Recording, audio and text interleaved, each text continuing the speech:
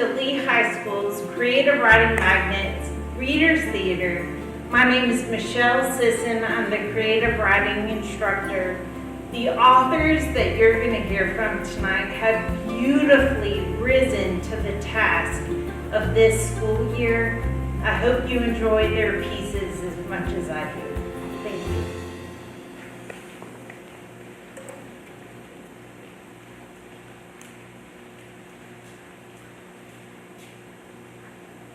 My name is Ariahna Battle. I'm a senior, and this piece is entitled A Baseless Girl with a Blank Stare. And every night she prays for freedom, for bondage. She isn't so sure anymore. Everything seems to be twisting together, a never-ending spiral, because life is starting to seem so one-dimensional. And she wonders where she'll go from here. Heartbeat ringing in her ears, soul at the edge of nothingness. What does she call this in-between? She knows that she loves him, but she does not love herself. There is something there that she cannot seem to grasp, that she cannot seem to wrap her head around. Emptiness is oh so normal. She does not like the feeling of being full.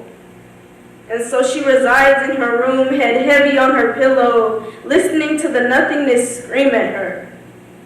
She is folding into herself, one piece at a time, losing herself one day at a time. She does not want to live anymore. Thank you.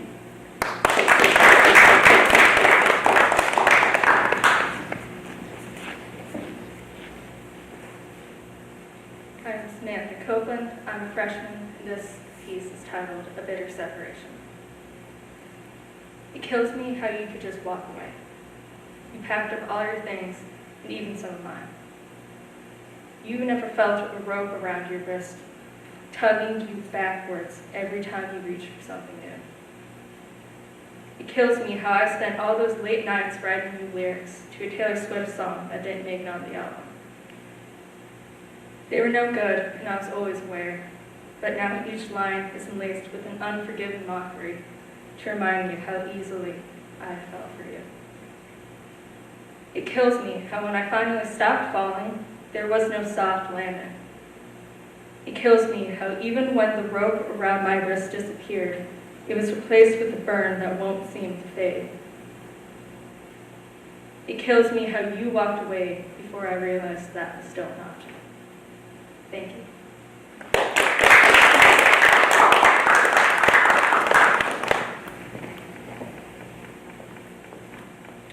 Hi, my name is Bloemetjie. I'm a junior, and this is my piece, Blessing in Hell's Disguise.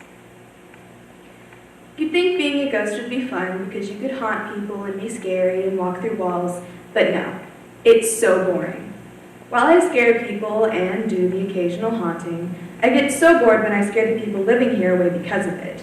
And yes, I could just not haunt or scare them, but that would just mean that I would be bored with people in the house, and that is not something I want. Just imagine being the only person in a house with no one to talk to, except for Janice, who lives across the street, but I don't like Janice. And not being able to touch or sit on anything in said house for about 20 years. Yeah, boring. Honestly, being here all alone in this house is almost as boring as the way I died. I had a heart attack. I was a perfectly healthy 30-year-old woman, but suddenly had a heart attack. I've chosen to believe that I was somehow poisoned or something like that because the alternative that I just died is too pathetic and too boring to accept. Anyway, there's going to be a couple moving in soon. I hope they stay for longer than the other tenants did, which was 1 month. They just had to be party poopers and spoil my fun.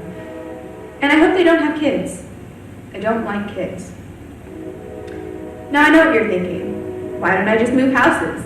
Believe me, I've tried, but every time I walk to go to the neighbor's house, I get pulled back into this one. I think it's obsessed with me because I know I'm not the problem. I hate it here.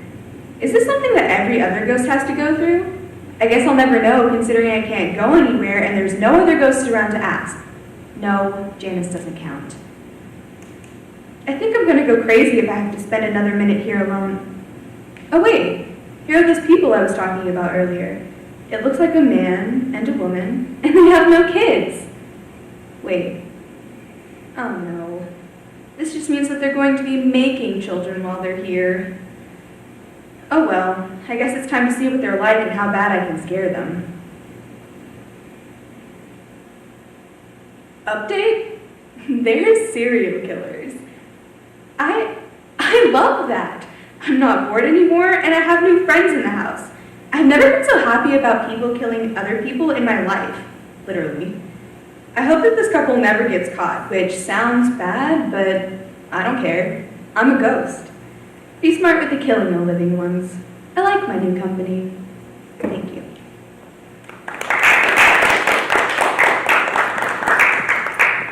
I'm Bryce Tatum. I'm a sophomore, and my piece is untitled. Take me back to the tried and true, to the waters that can't understand a word I say, but watch me spit my problems at it through the eyes of a fish. I never wanted to leave, but I was kidnapped, and was forced to listen to a vindication of why I feel so bitter towards you. Take me back to the dystopia where everything I want is bleached into perfection, and everything I need is forgotten. Take me back to the place where I have full control. Thank you.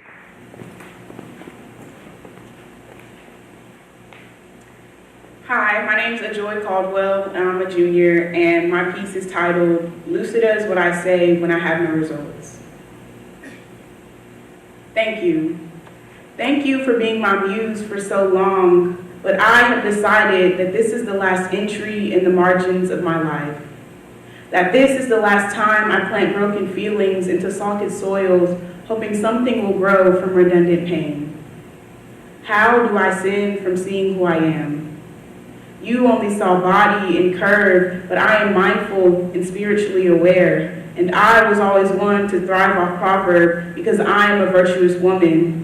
But I will not bend myself into dresses and modesty for the comfort of someone who could only pursue me when the sun was low. We were always temporary, a fact I knew, but you wanted more, and I was content. And you were created to help me find myself. To test my faith, but tests are for children and only last while I'm young. Thank you.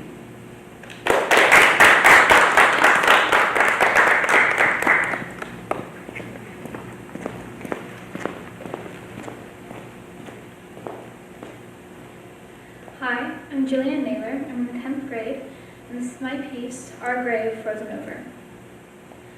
I wither and die like the petals of the forget-me-nots outside of his kitchen window. He washes the dishes and watches me fade as the blossoms go from blue to deep brown like the color of his hair. The roots have grown out, but he doesn't care to fix it. He never knew what to fix first, and maybe that is why he could not love me like a person, only love me like a flower, the way you can tend to it all you like while accepting it would never last through the colder months. From the start, I was a bargain. An exchange like maybe if he fell in love with me, he could stop digging his grave next to the lilies in the yard, stop growing the floral arrangements for his own wink. Still, I could not change anything, and now we are unspokenly worse. Like in a tacit sort of agreement, we have decided to skip the healing and plant tulips by the lilies by the double grave we have dug ourselves into. I don't know when it got so bad. We went from love to the cold to the wilting that comes with winter. Despite it all, I know even less how to leave you, like you sought to leave me from the beginning.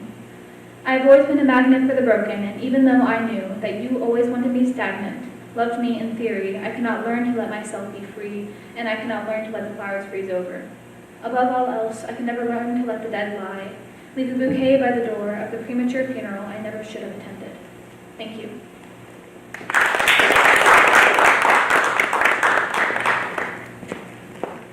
Motophobia. I hear them crawling on the walls, hanging onto the floor beneath my bed, those truly disgusting worms. But I knew they would soon grow tattered wings and would buzz all night. I couldn't stand the thought.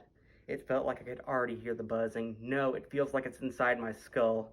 I stumble out my bedroom door and sling the room open to the basement. Thousands upon thousands of worms were slithering on the wall. My stomach dropped. They were starting to cocoon. I was petrified. I should have scared them away, but fear grasped me in its vice. I returned to my sanctuary, my bedroom, and everything goes quiet. Suddenly, the spine-tingling sound of hatching rang out. I once more ran down to the basement, insecticide in hand. There were no moths. The only thing in the basement was an abundance of colorful wings fluttering. I froze, but not with fear, with astonishment and wonder. I reached out my hand and waited for one of the rainbow bugs to land. It gently perched on my knuckle. Why was I afraid of something so beautiful? Why would I let something so insignificant dictate my life? It was the fear that conquered me, not the worm. Hi, my name is Essie. I'm a sophomore, and this is my piece entitled, Not Now, Not Ever. The emptiness of her voice fills my head with sadness, incomparable to anything I have ever felt before. The hollow look in her eyes makes me desperate. I want her to feel something. I want her to feel better. Her eyes are sunken in, and her rib cage is showing through her pale skin. I can see her life wasting away. It wastes away a day at a time. It started off slow, but now it's fast like a storm. Only a minute from disaster. But her sadness sticks into my heart, the same as a sickness within the lungs. And now, I'm the one wasting away. But I don't want to. Not now, not ever. Thank you.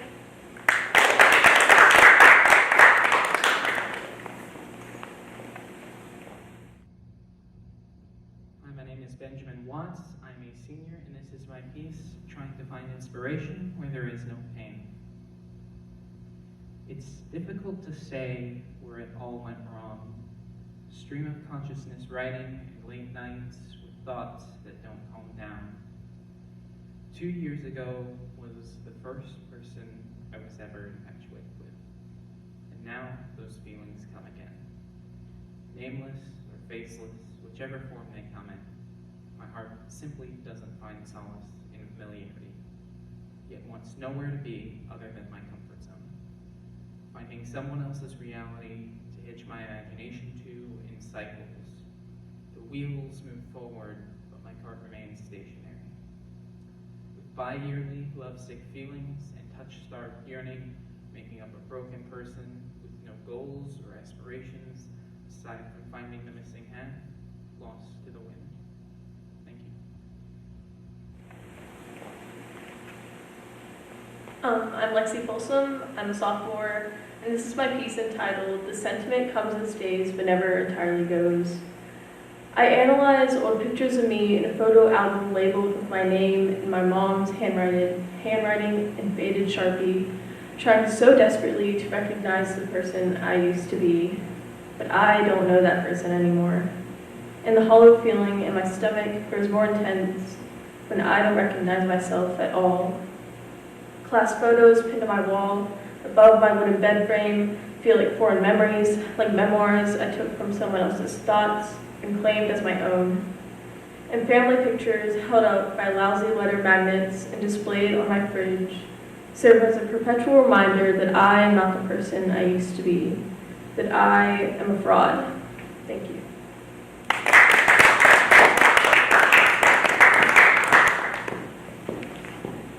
Hello, my name is Louise Block. I am a freshman, and my Reader's Theater work is Midday Poetry, Cacciaturian Piano Concerto in D flat.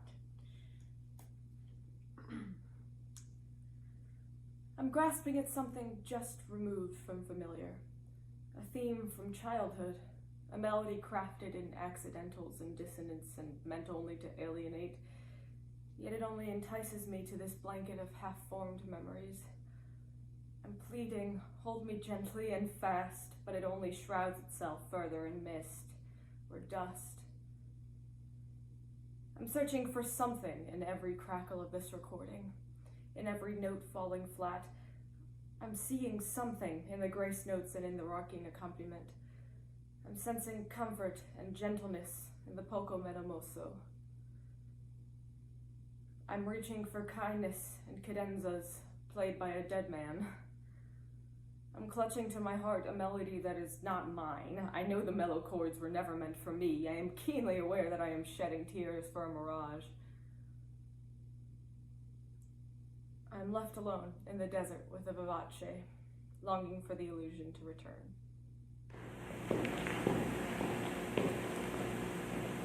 Hi, my name is Gabriella Caudle-Williams. I'm a junior, and this is my piece titled Fragmentation. Fragmentation is bitter like unsweetened cocoa. Broken pieces of the heart, scattered like shattered glass, and the emptiness in one's soul had left everything to seem hollow and dark.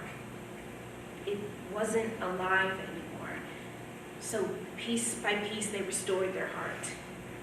Piece by piece they mended it with their own love. Piece by piece they watched it break again.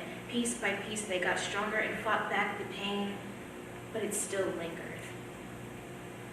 Fragmentation is bitter like black coffee.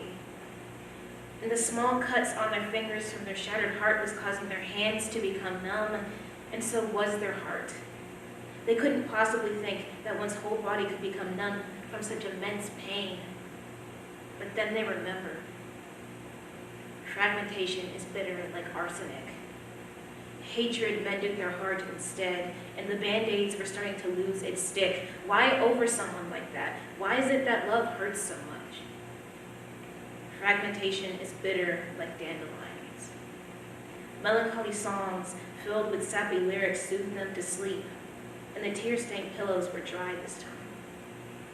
But that didn't mean the tissues were. Crumbled up napkins next to their bedside, and anger festered. Fragmentation is bitter like cough drops. Obsession then mended their heart this time, obsessed with trying to replace that feeling. They knew the pain would come back, but getting addicted to the high that love is bitter too. Thank you.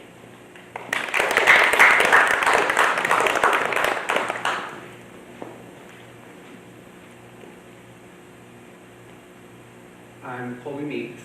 I'm a senior, and this is my piece, Alaska. Tonight, the stars struggle to shimmer. Moonlight enveloped by a heavy dimness, it seems as though we will be suffocated in the tumult of unending night. The sort of blanketing twilight that leaves us dazed and aimless as we wander the open and the empty of cracked nails, entangled hair, and hearts that beat as much as they ache.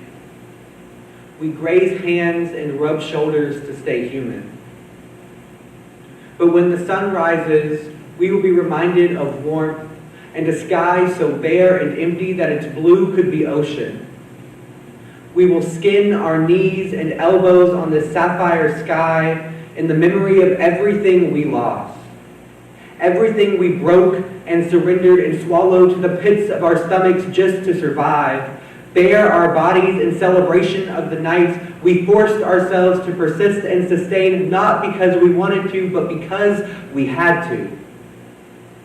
One day we will unearth our bleeding hearts, stitched loose and dirty onto our sleeves, as if to say we lived when it seems we should have died.